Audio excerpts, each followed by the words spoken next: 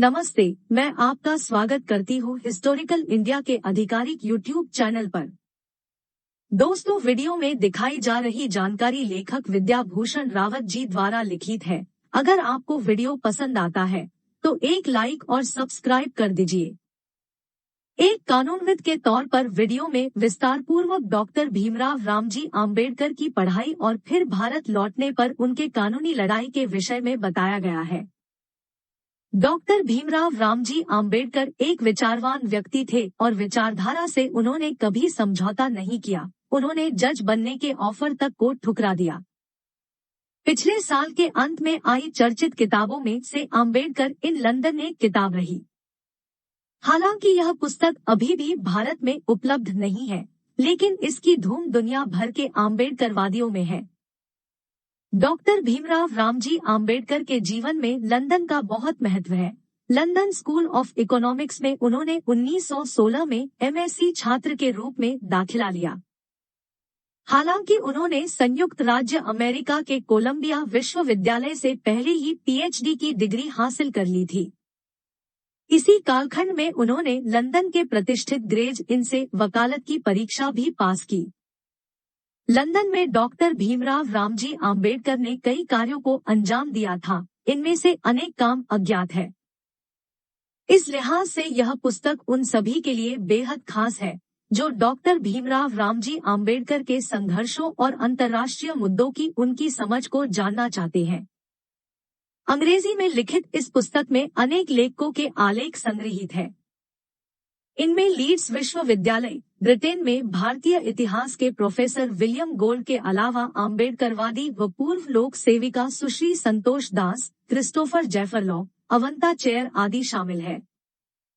पुस्तक की प्रस्तावना प्रसिद्ध आम्बेडकरवादी विद्वान सूरज मिलिंद येंगड़े द्वारा लिखी गई है। पुस्तक के 2 भाग हैं।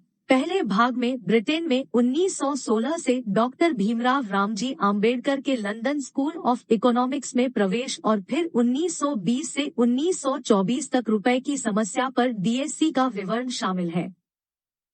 इसी भाग में डॉक्टर भीमराव रामजी आम्बेडकर द्वारा 1916 में बैरिस्टर के रूप में ग्रेज इन में प्रवेश और फिर एक वकील के रूप में उनके कार्यों का विस्तार पूर्वक विश्लेषण है। पुस्तक के इस भाग में उनके राजनीतिक कार्य, गोलमेज सम्मेलन में भाग लेने और ब्रिटेन में विभिन्न राजनीतिक नेताओं से मुलाकात भी शामिल है। पुस्तक में संपादकों के अलावा विभिन्न विद्वानों के लेख शामिल है।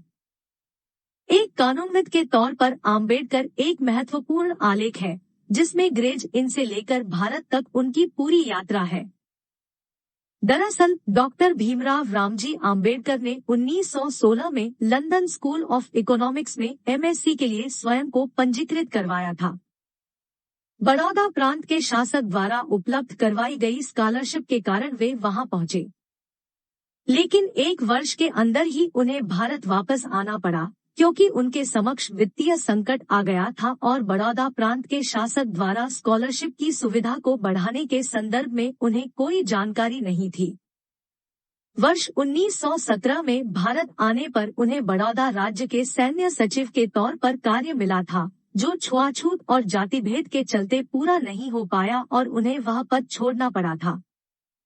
लंदन स्कूल ऑफ इकोनॉमिक्स में उन्हें यह सुविधा जरूर मिली थी कि 4 वर्ष के अंदर वे अपना कोर्स कभी भी पूरा कर सकते थे। मतलब यह कि 1920 तक उन्हें किसी भी कीमत पर इसे पूरा करना ही था।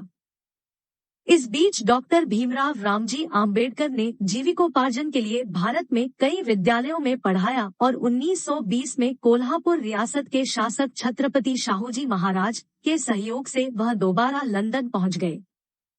वर्ष 1920 में उन्होंने एमएससी के लिए अपनी thesis the evolution of provincial finance in India पूरी की, जिसके फलस्वरूप उन्हें 1921 में एमएससी की डिग्री प्रदान कर दी गई।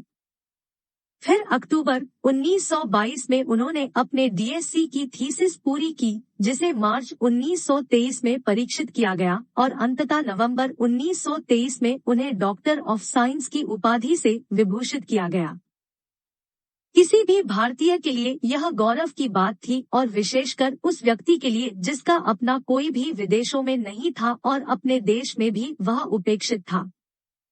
दोस्तों आज के वीडियो में बस इतना ही। मिलते हैं इस वीडियो के अगले भाग में। तब तक के लिए वीडियो को लाइक और चैनल को सब्सक्राइब कर दीजिए।